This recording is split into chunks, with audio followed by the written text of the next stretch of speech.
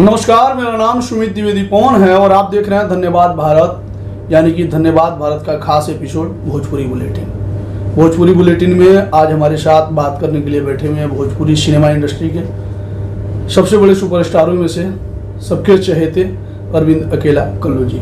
सबसे पहले तो स्वागत करते हैं आपका धन्यवाद भारत में। कैसे हैं? बहुत बढ़िया है और जितने दर्शक देख रहे हैं आपके माध्यम से उन सभी को मेरा सादर प्रणाम और छठ पूजा की हार्दिक शुभकामना। सबसे पहले तो अरविंद अकेला कल्लू जी, हम जानना चाहेंगे कि आज आप दिल्ली में हैं और दिल्ली में किस मकसद से आए हुए हैं? कल मेरा शो यानी कि 28 तारीख को मेरा शो था गौर सिटी नोएडा में। तो कल बहुत ही अच्छा शो रहा, बहुत ही शांतिमय, मतलब सक्सेसफुल शो रहा। मज़ा आया वहाँ पे शो करके और आज आपके साथ हैं। फिर कल मेरा शो नरेला में है तो इसीलिए दिल्ली में आए हुए हैं। देखने, सुनने और समझने में बड़े शालीन व्यक्ति आप दिखते हैं, बड़े मतलब सादे स्वभाव के दिखते हैं। क्या सच में ऐसे हैं या फिर दिखावा करते हैं? नहीं, जो मैं हूँ आपके सामने वैसे भी ऑफ कैमरा भी मैं ऐसा ही हूँ। इसका मेन मतलब आप सभी को मालूम है कि हम बचपन से इस क्षेत्र में हैं। तो कहला कि लड़का कितनो बड़ हो जाए, लेकिन जे बचपन से देख ले बा ओकर नजर में भी कभी आदमी बड़ा ना बन पावेला। तो हम अगर हमें लगा था कि हम 30, 35, 40 साल, 45 साल, 50 साल के भी हो जाए तो लोग वही नज़रिया से देखेला कि कल्लू जो छोटे में आयल रहा गाँव कहिया ले जी बगावत रहे या झूला झूले शेरा वाली या जितना भी गाना बा कुकू को वह अलग कल्लू के नज़रिया। हाँ ठीक बा, लोग के नज़रिया थोड़ा सा चेंज होला कि आदमी शरीर दादा से बड़ा हो गई बा, गाना भी अब चेंज करला, फिल्म में आ गई बा। तो ऐसे हम बड़ बनी ना बिना क्या कि हम बचपन में ही देखले बनी और हमने के संस्कार दिल गई बा माई बाबू जी सिखले बड़े कि बड़ के सम्मान करिए और कभी भी कोनो भी चीज़ में ये मत भूलिए कि लोग तारा साथे जो जुड़ल रहे वो तारा खातिर का कैले बा। तो बस ये बा। अच्छा कल्लू जी, शुरुआत कहाँ से हुई? शुरुआत हमार गांव अहिरौली है, बक्सर के वो गांव बा। हमार बाबूजी राइटर हैं। अच्छा। आप देखो तो कि सरस्वती पूजा में कई लोग नाटक करेला, तब बाबूजी हमारे वही गांव में नाटक करते हैं। माँ महतीन कला निकेतन मंच हमारा मंच के नाम है। वो जब पापा जी राइटिंग करते हैं हिंदी जो नाटक होते रहे ओकरा के भोजपुरी में कन्वर्ट करके एज ए डायरेक्टर वहाँ के ओकरा के करावत रही। वो डायरेक्टर भी रही, राइटर भी रही, खुद एक्टिंग भी करते रही, खुद गाना भी गावत रही। तो वहाँ का बहुत शौक रहे ये सब करे के, लेकिन हमारे जो दादाजी रही वहाँ के ये सब ना लाइक करें। तो एक वजह से दादाजी में और पिताजी में थोड़ा बहुत अनबन हमेशा होत रहे। तो हमारा के देख ले कि हम स्कूल में मतलब जब 26 जनवरी 15 अगस्त की गाना गावत रही, घर पे हमारा बड़ी अच्छा माहौल रहेला। तो हमने के अंताक्षरी में हम खूब गाना गाए क्या कि हमेशा पापा जी के साथ रहते रहे। तो हमार भी मन कैलस कि हम गाए, लेकिन हमने के आज भी बाबू से बहुत डरानी जा। भले हम कतनो बड़ सिंगर हो गए, पैसा कमाते हैं, लेकिन आज हमारे बाबू से होते हैं, उसको डर नहीं बोलेंगे, इज्जत बोलेंगे। तो मम्मी से कहनी कि हमरो गावे के बा। मम्मी पापा जी ले कहनी कि बबू गावे चाहता, वो पापा जी के छोड़वावे खातिर क्या कि उनका नाटक और गवनई से बड़ी घर में थोड़ा बहुत परेशानी होता है कलाकारों। तो वो सोचली कि लड़कवा गाई तो बाबूजी छोड़ दी हैं, लेकिन ये उल्टे हो गए। पापा जी मना कर देना, अरे यार हजारों लोग रहेला गाँव के, माना कुछ गड़बड़ हो गई तो लोग कहे ना कि बताओ इनका लड़का गड़बड़ा दिला। तो मम्मी जी के कहीं लाइन रहे आज भी याद बा कि रोवा करते तो ठीक बा, लड़कवा करते खराब बा। तो गईनी और जब गाना गौनी तो हम शुरू से ही पवन सिंह जी के गाना सुनी ना। हम वहाँ के गुरु भी मानी ना। लोग कलश की तोरा के सिखौले बड़े, सिखाना बड़ी बात नहीं होती है। आप जिसको देख के इंस्पायर हुए हैं, जिसको देख के आपने बचपन से सुना है, तो हमने उनको गुरु मान लिया। क्लब द्रोणाचार्य की कहानी है, यानी कि यूँ कह लीजिए कि पवन सिंह जी आपके द्रोणाचार्य हैं और आप एकलव्य हैं। अच्छा, एक चीज तो बदलाव आप में दिखता है, ठीक है, जैसे आप दिखते हैं वैसे हैं नहीं, क्योंकि आप पहले पवन सिंह जी को गुरु बोलते थे, गुरु जी बोलते थे, लेकिन अब कई इंटरव्यूज में आपको देखा जाता है कि आप पवन सिंह को भैया बोलते हुए नजर आते हैं। नहीं, देखिए क्या होता है, उम्र के साथ साथ मतलब रिश्ते बदल जाते हैं या फिर मतलब गुरु पवन सिंह जी बोलना लोग को लगता है कि मतलब आजकल के जो लोग बने लोग के काला पर नाम रख के खाए के देला, नाम रख 2 रुपया के देला, लोग के काला पर मास्टर लोग तो यो कर कि कहा तुम गुरु बोलते हो। तो हम बोलते हैं कि गुरु आपके कारण से हम गुरु थोड़ा ना चेंज करेंगे। हमने जिसको एक बार बोल दिया जिसको अंतरात्मा से अपने बड़का भैया ले कहना कि पहले का बोले कि हमने के मिलल जुलल ना रह जाए। जब मिलनी और जब वहाँ के साथ एगो दूगो फिल्म करें तो खुद बोले कि यार तुम गुरु गुरु बोलते हो, थोड़ा सा मतलब उनको ही लगता है कि ना होला अजीब टाइप का, तब तुम हमको भैया बोलो, बड़का भैया बोलो, तो हम बड़े भैया पवन सिंह जी बोलते हैं। लेकिन जब भी मेरा कोई भी इंटरव्यू देखिएगा तो ये बोलते हैं कि हमारे गुरु जी वही है। अच्छा कल्लू जी, एक दौर था, ठीक है, कि आपका जो स्टारडम था ना, यानी कि सितारा जो है वो बुलंदियों पे था, और उस वक्त आप बच्चे हुआ करते थे, मतलब छोटा हुआ करते थे, और उस वक्त आप हीरो नहीं बन सकते थे। लेकिन फिर भी शायद अगर मैं गलत नहीं हूं तो आपके करियर का पहला फिल्म है गठबंधन प्यार के। उस फिल्म में आपने पवन सिंह को ब्रेक दिया था कि पवन सिंह ने आपको ब्रेक दिया था? ऐसा नहीं है, हमारा सपना रहे पापा जी के, चाहे भोजपुरी में आप देखो तो भोजपुरी और पंजाबी इंडस्ट्री में कि जे सिंगर बा वह हीरो बनला, लेकिन आज भोजपुरी में चेंज हो गई बा। जब से थोड़ा बहुत सब में बदलाव होला, आज कई गो ऐसा हीरो बने जे विदाउट सिंगर आज बहुत अच्छा परफॉर्म कर रहा है, नॉन सिंगर भी आज अच्छा एक्टर बने, तो खुशी होला, बदलाव होता, लोग एक्टिंग के लाइक करता। तो हमारे पापा जी के चाहे हमरो सपना रहे कि हमू सिनेमा हॉल में लौकी थी, मतलब जैसे कि मानी हमने के सांसद महोदय बानी सुपरस्टार मनोज तिवारी जी, हमने के सांसद महोदय बानी दिनेश लाल यादव जी, रवि किशन जी तो सिंगर ना है, लेकिन वहाँ के पवन भैया के देखल रहे, तो हमरो सपना रहे कि हमू सिनेमा हॉल में प्रतिज्ञा फिल्म देखे गए तो वही रहे कि हमू सिनेमा हॉल में लौकम। तो पापा जी और हम गए रही जा हमने के पटना, प्रोड्यूसर भोजपुरी के जाने माने प्रोड्यूसर हैं संजय सिन्हा जी और मोनिका सिन्हा जी, अब इस दुनिया में नहीं है, अभय सिन्हा जी के भाई हैं वो। तो हम लोग 3 फिल्म साइन किए थे, तो हम एक गाना के लिए केवल गए थे, उसमें एक गाना देखकर बहुत हिट गाना हुआ था, सासू ना घरवा ससुर जी बहारवा, तो एक गाना केवल हम किए थे। और अगर हम कहबो कहीं कि हमारा कुछ सीन विन कराइए, लेकिन उसमें कुछ था ही नहीं। तो उसी वो मेरा सौभाग्य है कि पहला फिल्म जिसको हम मानते हैं, हम जिसको प्यार करते उसी के साथ मिल गया। तो लोग बोलते हैं आपका ड्रीम क्या है, तो मैं बोलता था मेरा ड्रीम यही है कि हम पवन भैया के साथ काम करें, और पहला फिल्म में मैं उनके साथ काम कर लिए। तो जैसे जैसे आदमी बढ़ता है वैसे वैसे ड्रीम बढ़ते जाता है। और प्यार एक ऐसा चीज़ ना भैया कि जितना आप दे दीजिए वो मतलब लगता है कि और मुझे प्यार मिले। तो मेरा ड्रीम था कि पवन भैया के साथ काम करें। और रही बात ब्रेक की, तो ब्रेक मुझे संजय सिन्हा जी ने दिया था, लेकिन बहुत प्यार मिला था। हम तो सोचे भी नहीं थे कि पवन भैया का इतना प्यार मिला था, जगह सीडी पर टीवी पर देखले बाद में ओकरा से साक्षात मिल के और जो प्यार मिला आज वो मेरे याद बा कि वहाँ कहने की बड़ी हम सुनले बनी कि तू हर मंच पे कहले कि हमारे गुरु पवन सिंह हमको कहाँ हम तोरा के सिखोले बनी। तो हम ये कहने की कैसेटे सुन के हम लोग गुरु मान लेनी, नहीं करी तब बुझ लिए भाई काज कसैली धली धली गाड़ी महाबोधि राजा जी जन के हम मंच पे गावत रही। तो वजह से रुआ के हम गुरु मान ले बनी। जरूरी नहीं कि रुआ हमारा क्या हारमोनिया सिखाई तब हम गुरु मानी। अच्छा, एक सवाल और उठेला कि पवन सिंह जी के जैसे कि रुआ बोलने की हम गुरु मानत नहीं मानी, पवन सिंह जी से मिलल ना रही, ओकरा बाद स्टारडम भी रहा, सितारा जौन बटे बुलंदी पर आ गई एकदम, मने ऐसन मने स्टारडम जहाँ की मने पहुँचे खातिर हम लोग के सपना रहेला, आज भी लोग के सपना बटे। लेकिन जौन चीज रहा मने जवानी में करे चाहिए लड़का ही में कर दी, ठीक ना। अब अगला टारगेट का बटे? देखिए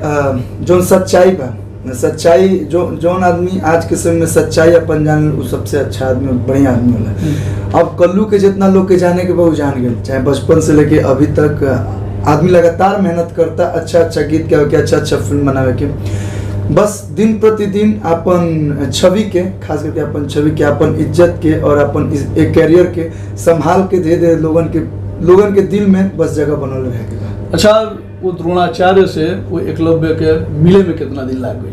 गुरु तो मैंने बहुत ज्यादा दिन देखिए हम अपन सिंगिंग 2007 में कैले और आपने उस किला को जाके भेदा भी, ठीक है। जैसे एक दौर था कि जब पवन जी का गाना आता था, आपका भी गाना आता था, एक ही कंपनी से आता था, लेकिन वहां पे आप बीच पड़ जाते थे कहीं ना कहीं, मतलब आपके एल्बम बज रहे थे, ठीक है, जो सत्य है। देखिए प्रत्यक्षता की कोई प्रमाण नहीं होती है। और पवन जी उन दिनों एल्बम भी कम गाते थे, फिल्म ज्यादा करते थे।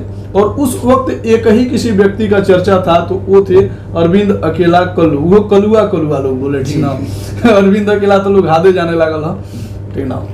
तो वो मेरा देखिए आप बजिए या पवन सिंह बजिए, ठीक है, क्योंकि आप लोग गुरु चेला हैं, तो पवन सिंह भी बजेंगे तो आप ही बज रहे हैं, और ऐसा नहीं आप ये और वो सब बात बज रहे हैं तो आप बोल ही के बज ना, रहे हैं। नहीं आज का समय बदल गया है। जी, जी। आज का समय बदल गया। अगर आप सच बोल देंगे तो लोगों को लगेगा कि अरे यार ये कैसा आदमी क्या बोल रहा है, ये सब आप बिल्कुल मत बोले, नहीं तो कंट्रोवर्सी आज का सबसे अधिक ज्यादा हो जाएगा। हम बस यही चाहते हैं कि सब लोग बजे, सब लोग आज के समय में, पहले सीडी कैसेट के जमाना रहे, ऑडियो के जमाना रहे, जोन ऑडियो विक्रेता रहन जेकर दुकान रहे, वो लोग ऑर्डर करके मंगावत रहे कि हमको इतना इनका माल चाहिए, इनका माल चाहिए। आज के समय में खुला प्लेटफॉर्म बा, यूट्यूब बा, जे बढ़िया करता वो बाजाता, जे अच्छा करता वो बाजाता, तो सब लोग मेहनत करे, सब लोग बजे। जब भोजपुरी जोन बाटे इंडस्ट्री कम, विवाद की इंडस्ट्री ज्यादा हो गई बाटे, तो मने विवाद भोजपुरी इंडस्ट्री में रहेगा तो विवाद तो जरूरी बा। नहीं हम तो वो मने मन बनाए वाला कि मने विवाद में आवे के चाहिए। ना माफी चाहता नहीं। हम विवाद से देखिए, विवाद काम से विवाद में रहिए, काम ऐसा कर दीजिए कि लोग कस कि उसको विवाद नहीं बोलेंगे, अरे यार क्या गाना बनौले बा, अरे क्या डांस कैले बा, क्या वीडियो बनाया है। आज के समय में ये बहुत अच्छा लग रहा है कि लोग काम से जवाब दे रहे हैं। आप इधर भी देख रहे हैं 2-3 महीना से, 3-4 महीना से देखिएगा विवाद थोड़ा कम हो रहा है, अब केवल लोग काम से जवाब दे रहे हैं। तो यही होना चाहिए। आप कोई भी इंडस्ट्री में जाइए, लोग काम से जवाब देते हैं, तो जिस दिन हमारे यहाँ काम से जवाब देना स्टार्ट हो जाएगा, उस दिन विवाद ये सब खत्म हो जाएगा। अच्छा कल्लू जी, जो ना उम्र में रुआ पढ़े के चाहिए, ठीक ना, उम्र में रुआ गाना गावत रही और एगो सुपरस्टार रही, ठीक ना, तो पढ़ाई कहाँ तक हो पाओ? पढ़ाई जो सच्चाई बात है कि कतनो हम झूठ बोलब लोग पकड़ ली हैं। हम चौथा में रहे तब से सिंगिंग स्टार्ट कर देनी, जी, तो मिला जुला के घींच घाच के 10 तक पढ़ल हैं, हम 10 तक पढ़े हैं। हाँ 6-7 तक तो हम अपने बक्सर में पढ़े, बीपीएस स्कूल में। इसके बाद हम आ गए थे बनारस, तो आरएनएस इंटर कॉलेज बीएनएस से हम पढ़ रहे हैं, इंग्लिश हिंदी दोनों मीडियम हम, तो हम पढ़ले बनी। एक बाद आगे भी पढ़े के हमारे सब लोग जो रहे लोग बोला लोग कि नहीं आओ तुमको हम डिग्री दिलवा देते हैं, लेकिन हमारे पापा जी यही बात कहनी कि डिग्री तो हर लोग ले ली, डिग्री तो आजकल जे चाहिए वो ले ली, लेकिन ओकरा खातिर समाज में रहे के बाद जो ना समाज में बाड़ा ओकर डिग्री ला। तो हम जैसे कि रुआ बोलत नहीं कि चौथा क्लास से रुआ मने गाइला, ठीक ना, पूरा तो स्टारडम मने एकदम चरम सीमा पर है के ना पढ़े जात रही नहीं पढ़े जात तो लइका मने कहत रही है खलुआ आइल बा, तो पढ़ सच्चाई रहे। जब चौथा पांचवा में, चौथा में तो ना, लेकिन चौथा में हमार पहला एल्बम आ गेल रहे, पांचवा में जब हम गए तो पुराने में बिजी रही। तो एगो वाक्य बा कि इंग्लिश के पेपर रहे और हमारे बक्सर जिला में पुरान रहे, जो ना स्कूल में हम पढ़ते रही, वही स्कूल बस में हमारे चाचा जी के ऑर्केस्ट्रा ग्रुप रहे, माँ अम्बे ऑर्केस्ट्रा ग्रुप, तो वही ग्रुप में हम गाना गावे चाहिए शुरू तो इंग्लिश के पेपर रहे, तो हम अपन गाना याद कर लेनी, गुरु कपड़ा जी जो गाना है वही पर इंग्लिश के हम तर्ज बना के अपन सब इंग्लिश के क्वेश्चन आंसर सब याद कर लेनी। एक दिन मंच पर जाके इंग्लिश में गानों गावे लगनी, पापा करियोले कहने बनबा तू अंग्रेज के औलाद गाओ भोजपुरी में। तो एक तरह से देखिए गलत भी बा, रटंत विद्या हमारे बड़का भाई कहे लगे रटंत विद्या कभी नहीं करना चाहिए। तो जब जाई तो सर मैम ये पूछे लोग कहाँ गए थे कल, तो हम ये बताएं गानों वानों का वापस लो, तो वो लोग बहुत सपोर्ट किए हैं। जो हम लोग के जो सर हैं गुप्तेश्वर पांडे जी, सभी लोगों ने नाम सुना, उन्हीं का वो स्कूल है बिहार पब्लिक स्कूल, वो स्कूल का बहुत सपोर्ट रहा। जब भी एग्जाम में थोड़ा बहुत लेट भी होता है, रात भर जो लड़का शो कैले बा तो थोड़ा बहुत उठे में तो थोड़ा बहुत लेट हो गए, तो लोग बहुत कॉपरेट, और जितना हमारे दोस्त साथी लोग रहे जो हम छूट जाए हमारे तो लोग कॉपी दे लोग। अब वो लोग के बात अलग बा कि कॉपी देने के बाद 1 महीने बाद हम लोग कॉपी दी तो गलती से कॉपी ना दसा, लेकिन बहुत सपोर्ट बहुत लोग सपोर्ट के लिए रहे। मैंने ईश्वर की कृपा से मैंने खींच खांच के मैंने पास हो गई, पढ़ाई लिखाई मैंने जब पढ़ते थे तो बहुत अच्छा पढ़ते थे, मतलब गाँव में सीबीएसई बोर्ड में बहुत कम लड़का लोग जास लोग, तो वो में हमारे एगो स्थान रहे, चारों भाई में हम अपना सबसे टॉप पर रहे। जैसे कि बोल रही है कि गांव में राउत पिताजी जौन रही, ठीक ना, राउत पिताजी वो एगो राइटर यानी कि लाइक एज डायरेक्टर के वर्क करत रही, ड्रामा वगैरह जब होके था हमरा के गाना भी ये सब काम गौवा में जन तनी जे बेरोजगार रहेला या फिर मने बहुत ज्यादा गुड कंडीशन ना रहेला, उहे लोग ये सब करत होइयो बड़ा, ठीक ना। तो मने हमरा हिसाब से मने ऊपरा मने रो मालीय स्थिति सही ना हुई। नहीं, हमारे दादाजी जो थे वो इंस्पेक्टर थे, ऐसा नहीं के खेत जायदाद जमीन बहुत बा हमने के, मतलब बाप पे दादा के। पापा जी के मतलब जैसे ना होला कि दादाजी रही तो वहाँ के चाहत रही कुछ अच्छा काम करस, अब पापा जी के और कोई मनो ना लगे तो कहबे कनी कि अनबन हमेशा होत रहते रहे। पापा जी के हमारे रिक्शा के अपन दुकान रहे, वहाँ के 30-40 गो रिक्शा बक्सर में चलत रहे। और भी साइड बिजनेस ठेकेदारी उकदारी भी करत रहे, ऐसा नहीं कि पैसा पैसा लगाओ हाँ पैसा रुपये में हाँ, लेकिन ये बात कितनो रुपया पैसा कमाई संगीत लाइन में कितना पैसा कितना चल जाला वो आपके था ना लगी। आजकल उस समय के बात हम कि हमने के 1,18,000 रुपया लागल रहे एगो एल्बम करे खातिर, मतलब हमने के नया रही जा रहल बात पटना दिल्ली हमने के ना, हमने के बक्सर में शूटिंग ना, वो घड़ी 4 दिन में शूटिंग भइल रहे, बारिश कहे कि हम ही रह पापा जी के रहे कि सब शौक रहे, वहाँ के शौक रहे कि हम ना कर पाइल तो हमारे लड़का करो, और हमने के सोचले भी ना रह जा। अच्छा कल्लू आज इतने बड़े स्टार हैं, ठीक ना, नो डाउट, अब घर वालों को कैसा लगता है? जो दादाजी नाराज रहते थे कि ना ये सब वगैरह ना, नहीं अब दादाजी तमनी के बीच ना रहनी, जैसे ही शुरुआत भेल अच्छा थोड़ा बहुत ही दिन ही देखनी, लेकिन हमारा घर परिवार के जितना लोग बा आज से 13-14 साल पहले, आज तो लोग अपन लड़का के उंगली पकड़ा के स्कूल में डांस क्लास में ले जाते रहे, सिंगिंग क्लास में ले जाते रहे, लेकिन वो बेरा एगो अगर वो बढ़िया घर से बानी, बढ़िया ब्राह्मण जाति से बानी, तो वो बेरा लोग बड़ी अजीब नज़र से देखते रहे, नचनिया बजनिया लोग कहे कि अब अपना लड़का के नचनिया बजनिया बनाते रहे। उम्र भी बहुत कम रहे, जितना लोग के पास पापा गई हमारा बक्सर में बहुत लोग नाम ना धरम, तो लोग कहे अरे लड़का बा करके पहले खियाओ पियाओ, देख एकदम पातर दुबर रही, बाबूजी खूब खियले पियले तरमनी अब दही दे जैसे ठीक बा आदमी, तो वो केहू सपोर्ट नहीं, लेकिन हमारा पूरा परिवार के लोग, चाहे हमारे माई हो के, चाहे हमारे भाई लोगों के, चाहे मामा जी, चाहे चाचा चाची मौसा मौसी, सब लोग वो लोग बड़ी सपोर्ट करें। तो हम अपने आप के बहुत सौभाग्यशाली लकी समझी ना कि ऐसा परिवार में हमारे जन्म भाई कि इन नारे के डॉक्टर इंजीनियर बन, लड़का का पढ़े के मन नहीं किया जबरदस्ती तू डॉक्टर इंजीनियर बनाओ, आजकल होला हमारा करे के रही तो लोग ये करेलन। जैसे हमारा बड़का भाई के क्रिकेटर बने के रहे, संजोग बस के एक्सीडेंट हो गया, हाथ में चोट लग गई, उनके खातिर हमने बनारस में घर लेने जाए, लेकिन ना हो पाए, तो हमारे पापा मम्मी कह रहे कि जौन लड़का कल चाहता वह कला हो जाए, तो हम अपने आप को लकी समझना। और आज के समय में हमारा पूरा परिवार बहुत खुश होला। हमारे बाबूजी जब कहले कि लड़का के नाम से जब बाप जानल जाए तो ओकर एगो खुशी अलग होला, तो हम चाहते नहीं कि हमारा नाम पे पापा जी के लोग जानता, हमारा जो लड़का हो ओकरा नाम पे हम जानल जाए। अच्छा लड़का रही स्टार बन गई, लड़का से सियान बनी, सियान से अब जवान भी हो गई, एगो गाना भी रह रही है कि कल्लू खातिर लड़की खोजाता, कोनो लड़की मिलल कि ना मिलल? जी खोज तब बुझाता कि लमसम खत्म है बा, बहुत जल्द अगला साल में अरविंद अकेला दुकेला हो जी। अच्छा अकेला, अच्छा तो वो वाला मैंने टाइटल चेंज हुई कि अकेला? टाइटल ये रही, टाइटल ये रही, सच्चाई है कि अकेले आए थे अकेले जाएंगे, तो वही है, टाइटल चेंज ना हो क्या कि अरविंद अकेला उर्फ कल्लू सब लोग जाने ला वही नाम से, बार बार टाइटल ना चेंज के चाहिए। हमारा नाम के साथ ये एगो अच्छाई बा, लोग जो जातिवाद के खेला कर ले वो हमारे साथ नहीं के, क्यों जानला हम यादव हैं, क्यों जानला बाबू साहब हैं, क्यों जानला ब्राह्मण हैं, तो कलाकार के कोनो जाति ना होला, जो भी पब्लिक खातिर काम करला, चाहे वो पुलिस डॉक्टर नेता जो भी बा मीडिया, वो एक जाति का नहीं होता है, वो सबके लिए होता है, तो हमारा नाम वही रहा। तब कल्लू शादी मतलब इंडस्ट्री के लोग से करते हैं या फिर घर परिवार? वो सरप्राइज बा, घर परिवार के मर्जी से हुई, हमने के अभी उतनो बड़ निकली जाए बल्कि घर परिवार के अंगेज जाके शादी कल जाई। हाँ तो माई बाबूजी खोजले बनी, आ जौन हुआ खोजब तो बढ़िया खोजब, बस हाँ ही बा कि हम टाइम मांगनी, नहीं तो 2 साल पहले ही हमारे ब्याह शादी हो जाए। कहला ना कि लड़का जब बिगड़त नहीं के तो शादी कर बिगड़ी ना, आ लड़का जब बिगड़त तो ब्याह कर कि वो सुधर जाए, तो हमने ये सोच बा, तो बहुत जल्द अगला साल तक।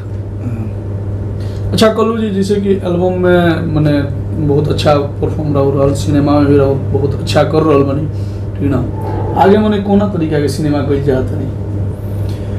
देखिए आदमी फिल्म कर ला साल भर में 6-7 गो फिल्म आराम से कर लेवेला, 8 गो फिल्म कर लेवेला, तो हम ही ना कह कि इस सिनेमा बहुत अच्छा बा। हर सिनेमा के एगो मोटिव होला, मैसेजिंग होला कि संदेश दी हर सिनेमा के माध्यम से आगे, बस ये कह कि सिनेमा हमने के अच्छा बनावत जा, हमने के सारा कलाकार परफॉर्म भी बहुत अच्छा कर दें, लेकिन जो हमने के क्रेडिट मिले के चाहिए उन्हें के मिल पाओ।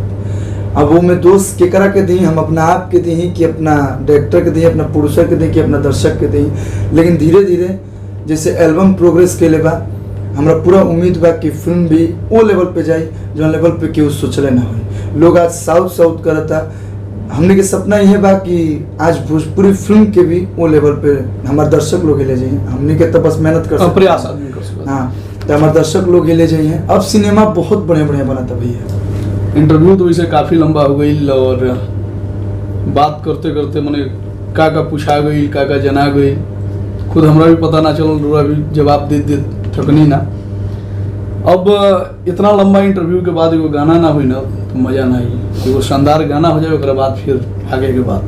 देखिए अभी तो हमने क्या जो छठ पूजा के शुभ अवसर पे तो हम चाहते नहीं कि छठी मैया के गीत जो उनके आपके भी बहुत बहुत धन्यवाद, जो आप छठ गीत के बड़ी अच्छा से दर्शकन के बतौनी, और आपके माध्यम से हम सोचते नहीं कि अगर हमारा गाना 10 लोग ही सुन ले, चाहे 1000 लोग या लाख लोग ही सुन ले, तो आपके क्रेडिट जाता है, तो थैंक यू।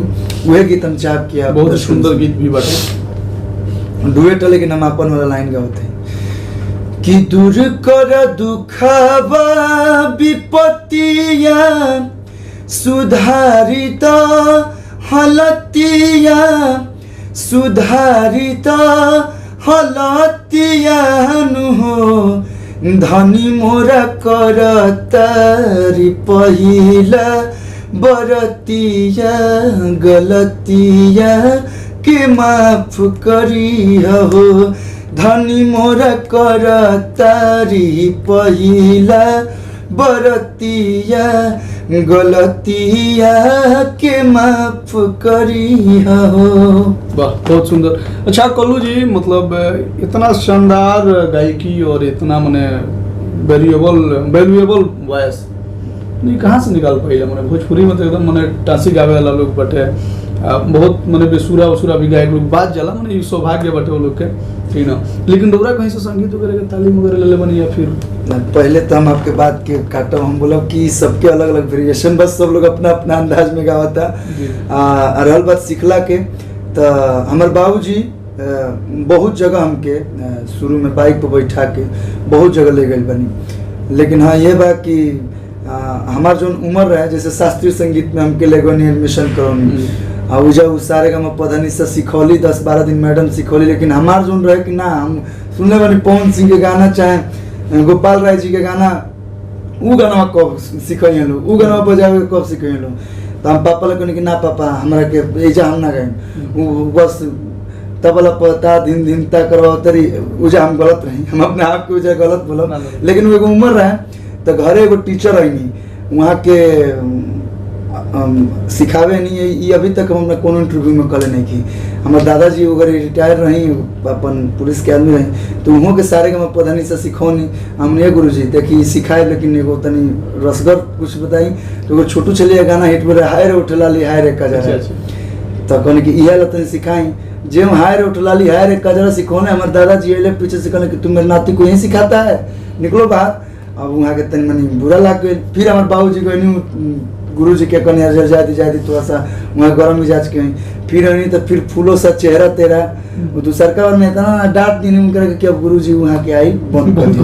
अब पापा कहने की घरे कुछ शिक्षा ना हो पाई, घरे वैसे भी ना हो पाए, सब भाई लोग पढ़े लिखे वाले रहे, तो फिर हमारे के महदा लेकिन बली बाबा के हैं, तो ओइजा हम मतलब ढोलक झाल और अगर लड़का ही रहे गावत रही चाप के, तो जितना गाँव के लोग रहन महदा के वो जो सब लोग झाल बजावे वाला, कीर्तन वाला, ढोलक वाला सब लोग आवे और रिदम पकावे, वही हम सीखनी। और एक बाद आगे क्रम बढ़ते हुए हमारे चाचा जी गुड्डू जी पांडे जी जिनकर ऑर्केस्ट्रा रहे, उनकर ग्रुप से गावत और एल्बम गावे से 10 दिन पहले एगो बेंजू वाला, एगो ढोलक वाला, एगो झाल वाला हमारे बाबूजी खोज के ले आईनी। भटवलिया वो लोग के गाँव पड़ी भैया लोग के, और जीतू जीती राइटर रहन, वो लोग के साथे मिलके खूब रियाज भइल। एक बाद गौरव कहिया ले जीवा में गेल रही जाए सुपर डुपर धीरे धीरे सब लोग से सीखत गए। जैसे आगे बढ़ते क्रम में म्यूजिक डायरेक्टर लोग मिलत गए लोग, फिर हमारा जिंदगी में और पंकज भैया, गोविंद विद्यार्थी जी नहीं, मनोज मतलबी जी नहीं, जाहिद अख्तर भैया नहीं, अभी विनय विनायक जी, लवली शर्मा जी, तो वो लोग के कहते ना कि प्रैक्टिकल बहुत जरूरी होला, थ्योरी पे आप कितना भी करते रह जाए, लेकिन वो धीरे धीरे वो लोग के संगत में रह के और सीखत रहेगी नहीं। और आज भी सीखी ना, संगीत एगो ऐसा चीज है कि रोग कतनो गा लें, लेकिन रोग दिन प्रतिदिन कुछ ना कुछ सीखे के बाद, तो आज भी सीखी ना, कुछ रुआ से सीख ले, कुछ जे भी कुछ क्या होता लोग सीखत रहेगा।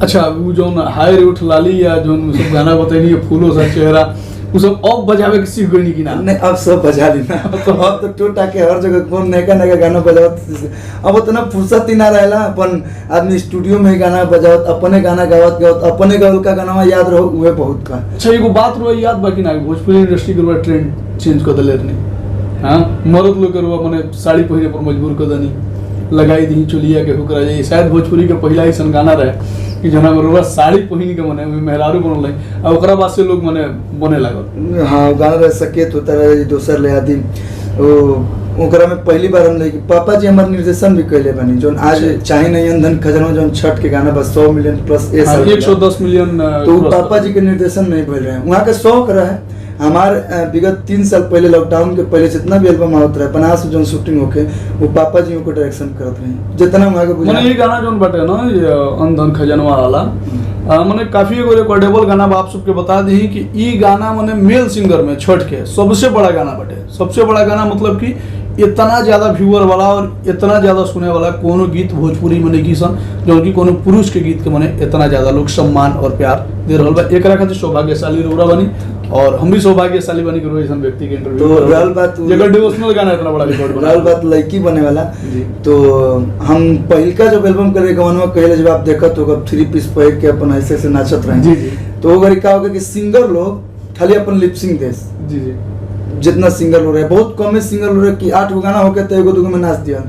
लेकिन जब 20 सीरीज के जो मालिक के लेकर गौरी जी को डायरेक्टर रहे तो बोले नहीं कल्लू नाचेगा, हम कहाँ नाचे वाला, हम खाली है जानत रहे 7-8 साल में कहा जाने। हम लड़की के देख के बड़ी भड़की रोवे लगी, ऑन से मतलब ऑन सेटे लगी रोवे। अब में रहे कि ये बबुनिया मैडम मार के ब्लेड जींस फाड़ दिया सा, तो छू के बताए तब ना वही कुछ लगी रोवेगा। तो पापा जी कहन कि अब यही में आ जाए तो कल जाता रहा अपन, और पापा जी मेरे को बहुत सपोर्ट किया। तो रहल बात लड़की के तो कुछ कहल कि अलग करे के बाद अलग करे के बाद क्या कि हमेशा अलग करे के चाहिए। तो अलग में ये एगो दिमाग में तो हमारे साथे निशा दुबे जी हमारे साथे परफॉर्म करत रही, तो वहाँ के लड़का बनावल गई और हमरा के लड़की बनावल गई, और वो गाना ऑडियो से ना वीडियो से बहुत बड़ा हिट हुए रहे। तो इस सब दिन दर्शक लोग के बाद, और रहल बात लड़की बन गई तो लड़की गोविंदा जी बनल बनी, अमिताभ बच्चन जी बनल बनी, और एक बाद हमारा बाद भोजपुरी में भी बहुत सारा लोग बनल लड़की। तो हम ही ना कहा कि ट्रेंड चेंज, हाँ हमनी के नया नया कुछ ना कुछ।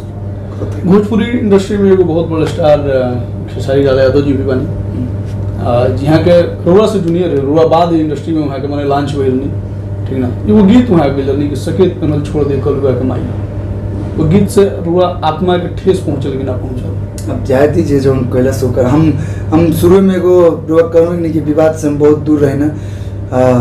अब वो सब मैटर उठल वहाँ के बहुत पुराना गाना बा, और जेकर जैसन सोच जे जौन करता, लेकिन अब वहाँ के कुछ ऐसा ना करे ना जौन से ठेस पहुँचो चाहे ना। लेकिन एक बेर रुआ मंच पर एगो वाकया रुआ याद होके चाहिए, वो बोल दिले रही, ठीक ना, बात की जादू जी की बेटी सपनवा में आती है अनुपमा यादव, जबकि हालांकि वो कलाकार को आपने बोला था, किसी और को नहीं बोला था, ठीक है। देखिए हम गलती करें और एंटरटेन के लिए, ठीक है, लेकिन उस पर उन्होंने प्रतिक्रिया दिया था, खेसारी जी ने प्रतिक्रिया दिया था। लेकिन क्या आप इस बात को लेकर कभी प्रतिक्रिया दिए कि नहीं दिए? नहीं, हम दिए भी नहीं और ना देंगे, कभी नहीं देंगे, जीवन में कभी नहीं देंगे।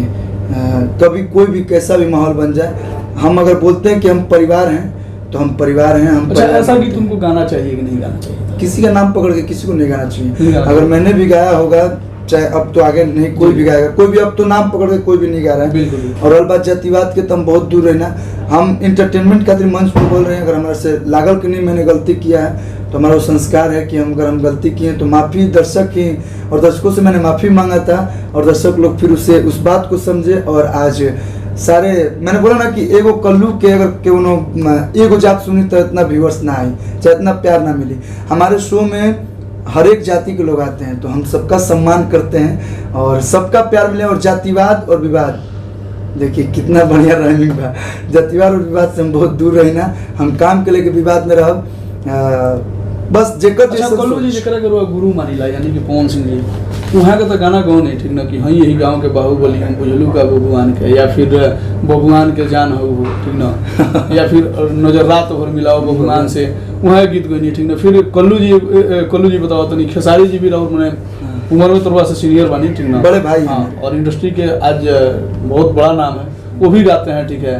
जादव जी के झंडा तारा मतलब का चाहते नहीं, हम ना, बावन पे गाएंगे। मने हम वे पूछल चाहते नहीं, वे जानल चाहते नहीं कि का मने नहीं, मैंने एक गाना जैसे मने हम जानल चाहते नहीं का कल्लू जी को गई है कि चौबे जी के जान हो हां, चाहे चौबे जी चौरा में बुलावले बने। नहीं, हमरा के बहुत बढ़िया गाना आइल बा। हमरा के तो ऐसे गाना पे ब्राह्मण के महाराज आप इतिहास उठाइएगा तो एक से एक गाना है। एक और भाई है रितेश पांडे जी, उन्होंने भी गा दिया कि पांडे जी का बेटा हूँ, चुमा चिपक के लेता हूँ। तो कभी चौबे जी भी गाने का चौबे जी से चौरा में मिले अब ना चौबे जी चाहे चौबे जी चौकी पे सुतावे ले सब तरीका गीत चौकी पे तो ना सुतावे, चौबे जी काम अलग है, चौबे जी के कुल काम ना रहल बात ब्राह्मण के तमनी के कबे कनी कि कलाकार जो पब्लिक के लिए काम करते वो हाँ रहल बात जिलावाद हम गोले बनी एने पीछे बक्सर जिला कि नचागवा नहीं त टंगवा ले भाई बागवा के बाग जिला बक्सर ओकरो गावे के कारण का बा हम आरा पे गाना गावत रहे। लेकिन हम जब शो कर गनी अपना भैया के दोस्त के बहन के शादी में तो उजा हमारे के 10-20 गो लड़का चाहे ट्रेन से जाते हैं तो मैं बरहमपुर में लड़का चौका से का भाई हमनी के बाराती में कोना गाना पर डांस कर, तो हमने उन लोग के ले गए हम और दूसरा जिला के सबके सम्मान करना भैया। अच्छा, आरा बक्सर वाला बात पर भी मैंने अब जब एथी हो गेल तो ऑफ कैमरा बात चलत तकला आरा बक्सर वाला पर कि रोले पहले का दिन खून खानदान रोले नरे कहीं लेकिन बाद में बक्सर में ही बनी लोग जी। तो हमनी के आरा बक्सर का नारा ABC आरा बक्सर छपरा या आरा बलिया छपरा। अच्छा ये सब एक ही। हाँ देखिए पहले साहबाज रहा है सब आरा बक्सर सासाराम सब एक ही में रहा, तो भले हमने के जिला अलग भेल बा लेकिन दिल से सब लोग एक ही बा। भोज हम एक ही चीज है ना, कोनो ना जिला ना जातिवाद, हम भोजपुरिया हैं। और आज भोजपुरिया होखला के नाते आज देखी यूट्यूब हो को चाहे फेसबुक हो को चाहे बॉलीवुड हो को, आज हर एक जगह भोजपुरी का झंडा गड़ाता है। आज बिहार से एक से बढ़ के एक आर्टिस्ट काम करते रहे और बॉलीवुड में रहल बा तो हमनी के गाना उठा के लोग गावता तो कितना खुशी के बात बा। लोग पहले भोजपुरी सोचते रहे हिंदी में जाके, एक था ना कि हम लोग हिंदी वाले लोग के साथ काम, आज हिंदी वाले लोग भोजपुरी में किए हैं। अजय देवगन जी किए हैं, आपके अमिताभ बच्चन जी किए हैं, मिथुन जी किए हैं, आपने बादशाह जी को देखा होगा, बादशाह जी ने भी किया, काफी लोग कर रहे हैं। अच्छा कल्लू जी, आप तो एक गायक थे, ठीक है, गायक से नायक बनना कितना मुश्किल था और क्या मतलब ये सहज था या फिर आपके लिए मुश्किल? बहुत मुश्किल था। हमने के आज भी जब हमारे याद बा अब तो थोड़ा बहुत सीख ले रहे, थोड़ा बहुत ही बोला क्योंकि जितना सीखल जब कम हुई तो हमने के सिंगर लोग के आदत था पूछू बोल तो हमने के बड़ी सुर में बोल जाए का भैया, तो हमने की आदत बा आए भैया मंच पे हमने के बोलत हमने के डायलॉग बोल जाते बुझा के गाना गाते हैं। बहुत डायरेक्टर डाटा सुन हमने के अरे यार तुम लोग यार ऐसे बोलते हो ऐसे बोलते हो, लेकिन धीरे धीरे जैसे हमने बतौनी है कि संगीत ऐसे लोग से सीखल बनी से एक्टिंग जो करेक्टर आर्टिस्ट बा जैसे कि अवधेश मिश्रा जी, संजय पांडे जी, देव भैया या पवन भैया, दिनेश जी के देख के, खास करके दिनेश जी के देख के, दिनेश जी हमारे फेवरेट एक्टर हैं, तो वहाँ के देख के कैसे वहाँ करत नहीं। जब शूटिंग चलता हम मोनीटर के आगे बैठल रहे, हमारा काम हो चाहे ना हो, और आज भी बैठी ना तो धीरे धीरे लेकिन आज भी बहुत सीखे के पड़ रहा है, एक्टिंग में बहुत मेहनत करेगा पड़ रहा है। अच्छा जात कल्लू जी एगो बात जानना चाह, भोजपुरी के पूरा स्टार मने मिल के कब एगो फिल्म बनी सब जना मिल के मने इना जो है छोटे पहले बनल बा मनोज तिवारी जी ना मने एगो सिनेमा ऐसा बने के चाहिए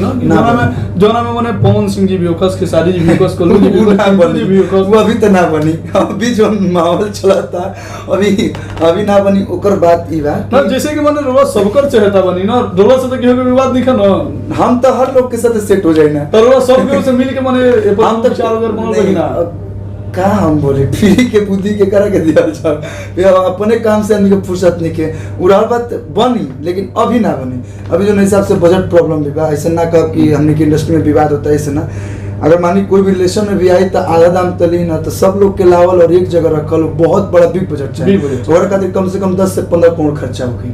तो लोग तो अभी 3-4 करोड़ 2 करोड़ के सिनेमा बनावत हमें तो करे में रिकवरी के सोचते रहे। तो दर्शक लोग से बस ये कहा कि लोग सिनेमा हॉल में जाए, लोग फिल्म के देखी लोग, ताकि हमने के 10 करोड़ का, हमारा तो यही सपना है कि 100 करोड़ का अरे भैया बनेगा ये, भले हम बनाए चाहे आने वाली पीढ़ी बनाए, भोजपुरी में एक दिन देखिएगा कि 50 करोड़ 100 करोड़ की फिल्म बने, क्योंकि आज जो ना हिसाब से हमने के लोग सुनने वाला देखे वाला जो ना हिसाब से बहुत है, और खास करके यूथ में जो लोग के खिंचाव बनल बा।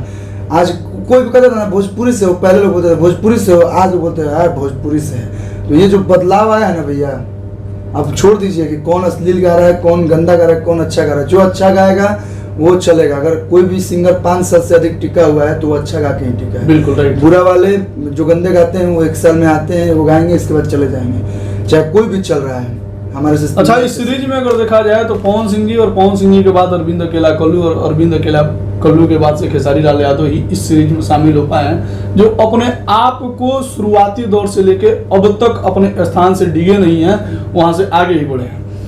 चलिए, इंटरव्यू में मतलब काफी लंबा हो जाएगा और बहुत सारी बातें हैं, ठीक है, और बातें नेक्स्ट टाइम भी कुछ नेक्स्ट टाइम के लिए बचाना चाहता हूं, लेकिन जाते जाते मैं चाहूंगा इंटरव्यू समाप्ति की ओर है, एक शानदार डायलॉग हो जाए आपकी आवाज में और एक शानदार वाली लोकगीत, दोनों मिजाज बनी। जी, सबसे पहले तो आप लोग के को खुशखबरी बता दी, भैया ना बताई हैं यहाँ के, ये जो न्यूज़, ये मेरा मीडिया बन के आए हुए हैं, इनका एक और चेहरा है जो कि बहुत अच्छे राइटर हैं। ऑफ कैमरा हमने इनका बहुत अच्छा सॉन्ग सुना और एकदम भोजपुरिया ठाठ जो उनका माटी की चीज़ यहाँ के लिखा था नहीं। तो आपके चैनल के माध्यम से बोला चाह कि क्यों गाओ चाहे ना गाओ, लेकिन आपका गाना मैं जरूर गाऊंगा क्योंकि बहुत अच्छा लगा। और बहुत जल्द आप सबके बीच सुमित भैया के लिखल गीत हमारा आवाज़ में आप लोग सुनब लोग। बस यह निवेदन है कि अच्छा अच्छा गाना के सपोर्ट कर लो। और एक गाना जो कि आप लोग हमारा लाइफ के जैसे ऑडियो लाइन में, सीडी लाइन में तो बहुत सारा हिट सॉन्ग दिले बानी, डिजिटल लाइन में भी बहुत सारा प्यार आप लोग दिले बानी लोग। इन्हें पीछे के बहुत प्यारा सॉन्ग नागिन जैसन जो उनकी पार्ट 3 भी बहुत जल्द आ रहा बा, तो हम चाह कि जाते जाते वह गाना सुना के दर्शकों की नजर डायलॉग से बात ना सुना पड़ी।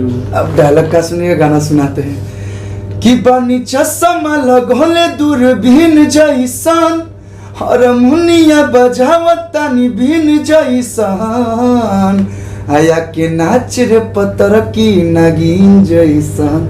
और आशुतोष भैया में बहुत अच्छा लाइन लिखे बनी, प्रियांशु भाई म्यूजिक भी बहुत प्यारा बन रही कि तनी डूब के निकल डॉल्फिन जैसन, तोरा ओठ के स्वाद नमकीन जैसन, आया के नाच रे पत्थर की नागिन जैसन। कभी मतलब बहुत भीतर तक जाके लिखा है, बहुत मतलब इतना अच्छा राइमिंग बना के लिखले बनी। बहुत बहुत धन्यवाद प्रियांशु भाई के और आशुतोष भैया के कि जो हमारा खातिर इतना हम लोग सोचे लोग। और आप लोग बता दी कि राइटर और म्यूजिक डायरेक्टर के हमनी के 20% मेहनत रहेला, लेकिन अगर देखल जाओ तो 60% मेहनत जो होला राइटर और म्यूजिक डायरेक्टर होला और 20% कंपनी और जो वीडियो डायरेक्टर होला, क्योंकि शुरू के पिलर जो होला राइटर और म्यूजिक डायरेक्टर। तो हमारा लाइफ में राइटर और म्यूजिक डायरेक्टर के सम्मान बहुत बा और आप राइटर बनी, इस दिल से आपके बहुत बहुत बधाई, शुभकामना आगे खातिर।